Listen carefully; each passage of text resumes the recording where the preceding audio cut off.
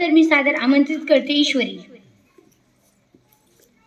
मी जी कविता गायन करणार आहे त्या कवितेचे नाव आहे माझी मराठी. याची कवयित्री आहे मृणालिनी कानिटकर जोशी. चला तर मग आता आपण ही कविता ऐकूया. माझी भाषा माझी आई, अर्थ भावनांना देई, तिच्या राहावे ऋणात होऊ नये उतराई, होऊ नये उतराई. तिच्या एक एक शब्दाला रत्न कांचनाचे मोल, कधी तप्त लोहापरी, कधी चांदणी शीतल, कधी चांदणी शीतल.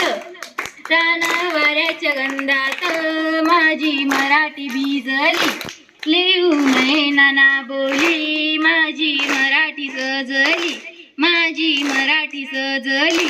माझ्या भाषेचे अमृत प्राशेल तो भाग्यवंत, तिचा नसो तुझा भाव असो कोणताही पंथ, असो कोणताही पंथ.